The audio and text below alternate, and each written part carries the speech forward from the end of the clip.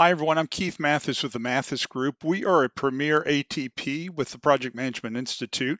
Welcome to 7 Minutes to the PMP Mastery. Today's video is going to talk about defining and understanding project governance and how do they deal with this on the PMP exam. So let's begin talking and defining what governance is. So governance is the decision-making control structure that defines how a project is directed, monitored, escalated, and adjusted. For the PMP exam, governance is not just management and oversight, it answers several questions associated with that project. So let me give you some of the questions that it might emphasize. Who has the authority to approve changes? What decisions can the project manager make alone? When must issues be escalated? What thresholds trigger governance review? How are budget, scope, schedule, risk, and benefits monitored? How does the project align with organizational governance? Now, governance is being emphasized far more on the test now than ever before, so this is a very important piece. So why governance? So a strong governance structure creates clarity. It prevents random decision-making, unmanaged escalation, budget drift, stakeholder confusion, and unauthorized changes. In PMI terms, governance should be appropriate to the project. A small internal project may use lightweight governance, while a regulated high-risk strategic project may require formal steering committees, stage gates, audit controls, and strict escalation thresholds. So why governance? Project governance connects directly to the 2026 changes to the PMP exam. And so that's one of the reasons why this is being emphasized so much more. So process domain, developing and maintaining the integrated project management plan, making informed project decisions, managing scope, resources, procurement, risk, quality, change, and delivery. And then you have business environment domain, aligning the project with business value, organizational strategy, benefits, compliance, and external conditions. And then you have a third domain, which is going to be your people domain. So this is clarifying stakeholder roles, decisions, rights, communication paths, escalation, and conflict resolution. So the PMI test governance because project managers are expected to operate within organizational systems, not act as isolated decision makers. So on the exam, governance often appears in different types of scenarios. Let me give you some of those scenarios that it could come up in. So budget variance, they might actually be testing governance, but they have a budget variance, and you might think that this is a cost situation. Scope change requests, risk thresholds being exceeded, stakeholder disagreement, vendor performance issues, compliance or regulatory concerns, agile product decisions needing sponsor or governance review, confusion about who approves what. All of these could be more of a governance kind of question rather than it being a people or a conflict kind of situation. The exam is usually asking, what should the project manager do within the approved governance process? And here's the thing. Typically, you're going to read this, and some of the things that they're going to have on here is going to be escalation. And so you want to be very cautious about escalating because you only escalate after you've done some of these other things. And so you want to make sure that you watch what the project manager is doing now and then escalate later on. Key governance concepts. Key concepts candidates must know. For an example, governance structure, defining the roles, the decision-making authority, the reporting cadence, approval bodies, control processes, oversight mechanisms. That's part of the governance structure. And then replicating organizational governance. So a project should usually align with existing organizational governance unless the project's complexity, the risk, or the delivery approach requires tailoring. Now, tailoring is something that we've talked about in other videos, but you remember tailoring is where you're customizing that governance or customizing that plan to that particular project or to that particular department. And so the tailoring is really a big push on all aspects of the project now. And then escalation path, predefined routes for raising issues beyond the team or project manager. Examples would be the project sponsor, the product owner, steering committee, change control board, PMO, legal or procurement, or compliance. So let's talk about escalation thresholds, conditions that trigger these escalations. First example would be cost variance exceeds 10%. Now 10% is just an example for you. Your organization might have 7% or might have 5%. Schedule delay affects a milestone. Risk exposure exceeds tolerance. Scope changes affect the baseline. Vendor misses a critical deliverable. Regulatory requirement changes. Benefits forecast that drops below an acceptable level. All of these would be escalation thresholds, and who you escalate to might be totally different based on what these are.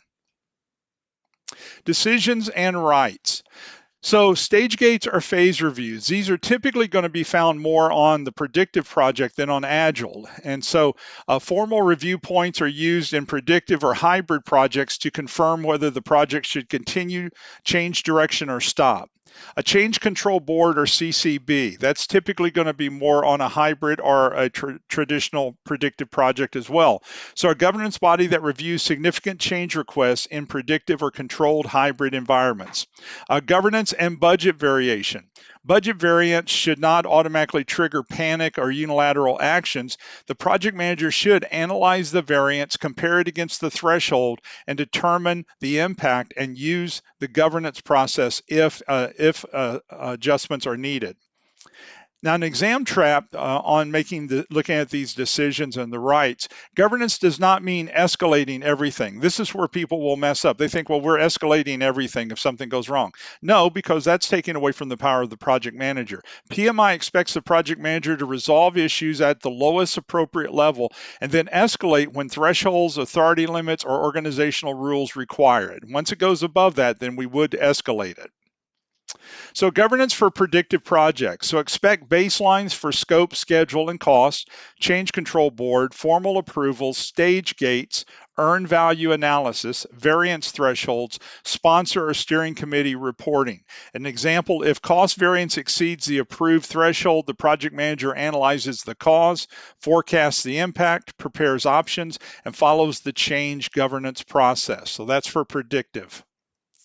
Governance for an agile project. So you expect a product owner prioritization to be included in your scenario, sprint review, backlog transparency, definition of done, which will also be the acronym DOD, incremental funding decisions, information radiators, frequent stakeholder feedback, servant leadership, and team empowerment.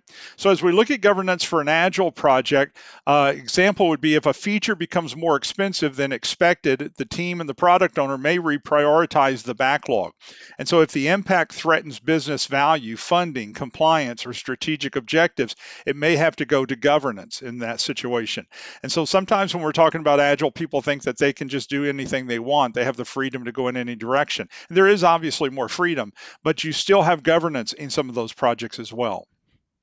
And then PMI exam mindset that you need to have for this. So when answering governance questions, think like PMI does. So don't think like your organization does it. So here's some of the structure. Review the governance framework, project management plan, and approve thresholds first. You typically are not going to escalate first thing, so don't jump on that. Second would be analyze the issue before acting. Use data, not emotion or authority. Resolve within the team when appropriate. Escalate only when thresholds, authority limits, and governance rules require escalation. Next would do not bypass change control, the sponsor, the product owner, or the steering committee, because PMI looks at it that you're going to be bringing your team together to help you in these situations and get their input. And then protect business value, transparency, stakeholder alignment. That's going to be very important, especially over on the Agile side. Now, the PMP exam style question, this will help you a little bit as well. So let's take this question. You'll be able to have a chance to answer it, and then we'll talk about the wrong answers. So a project manager is leading a hybrid project to deliver a new customer onboarding platform. The organization has a formal governance model requiring steering committee approval for any budget variance forecasted to exceed 10% or any change that affects regulatory compliance. The Agile delivery team reports that a new security requirement discovered during backlog refinement will increase development effort. The current cost variance is 6%, but the project manager's forecast shows that implementing the requirement will likely increase the total budget variance to 11%. The product owner believes that the requirement is essential and wants the team to begin work immediately in the next sprint to avoid delaying the release. What should the project manager do? So obviously this is a hybrid type project because you've got a project manager in an agile project. So A, allow the team to begin the work because the product owner owns backlog prioritization in an agile environment. B, submit the issue through the project governance process with impact analysis and options for steering committee review. C, reject the requirement because it will cause the project to exceed the approved budget threshold. Or D, use management reserve to fund the additional work and report the decision in the next status meeting. So pick your answer and let's talk about it. All right, so the correct answer was B, submit the issue through the project governance process with impact analysis and options for steering committee review. This is considered to be the best answer because the forecasted budget variance is expected to exceed the organization's 10% governance threshold. The issue may also involve security and regulatory implications, and in PMI exam logic, the project manager should not make an unauthorized decision, should not ignore the threshold, or let agile backlog ownership override governance requirements. The project manager should analyze the impact, prepare options, and follow the defined governance process. So let's look at the other answers and see why they were not correct. So A, allow the team to begin the work because the product owner owns backlog prioritization in an agile environment. Well, this is wrong. The product owner can prioritize the backlog, but cannot bypass organizational governance when budget thresholds or regulatory impacts are involved. So even though they do control the order of the activities or of the features and the use cases, they cannot bypass governance. Let's look at C. Reject the requirement because it will cause the project to exceed the approved budget threshold. That's wrong because the project manager should not unilaterally reject a potentially required security or compliance related item. Governance should review the impact and then decide. And then D, use management reserve to fund the additional work and report the decision in the next status meeting. That's going to be wrong. Management reserve is not casually controlled by the project manager. Management reserve is a pot of money that's controlled by management.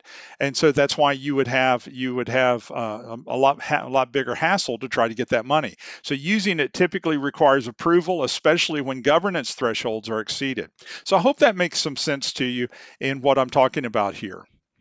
All right, so as we bring this to a close, let me thank you so much for watching this video today. I hope it's been helpful for you, and I look forward to you. We do PMP exam prep boot camps every other month, and I do those virtually, so you can tap in from anywhere in the world. I'd love to have you in one of these.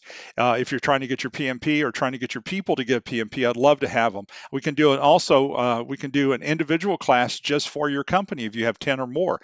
So don't hesitate to call, and we'll set you up to do some of these. So anyway, I'll see you in another video, or I'll see you in a class. Have a great day. Bye now.